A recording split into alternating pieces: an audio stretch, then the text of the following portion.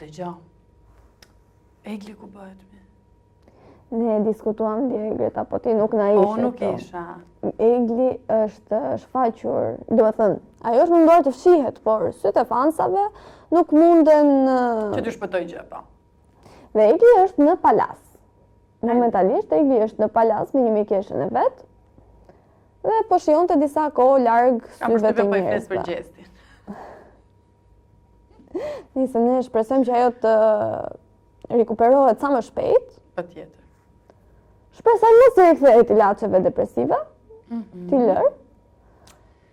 Ajo puna nishanit, se ne s'kemi folur një çika. Jo, nuk kemi folur. U bë goxha e madhe. Pra, gjestin e bezdisnin 2 qime të kimej, thoshte ai. Këtu humbi shumë pikë. Ti jemi realist, këtu humbi shumë pikë. Mos më ka pëlqyer më. Por më pëlqeu shumë përgjigjja e Xhenetës.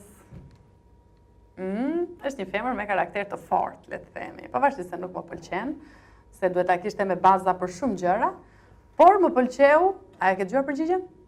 Që do e shkulja flokët. Po ti ç'do bëje? Nëse partneri jo do të thoshte këtë gjë. E para vetëm nuk do e prisja një herë. Si se bëri Egli. E dyta, përderisa unë jam rahat, kaq ka rëndësi. Përderisa nuk më shqetëson mua, nuk ka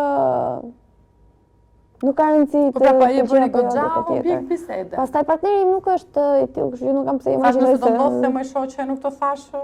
Jo, e kuptoj. Në fillim nuk i bezdis qimja ata me kalimin e kohës.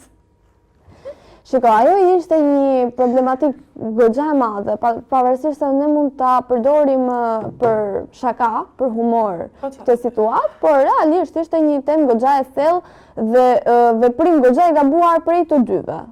Jo vetëm për Gjestit, po edhe për Eglin. Egli që e mbante veten si një femër e fortë, që vinte veten e saj, super saiyan, që vinte veten e saj para çdo mashkulli, përfundon duke prerë veten. Për qa për 2 qime? Ka qime!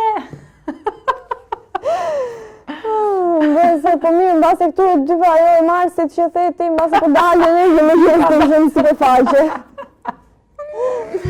Po realisht nuk ishte një veprim i bukur. Për të dyve.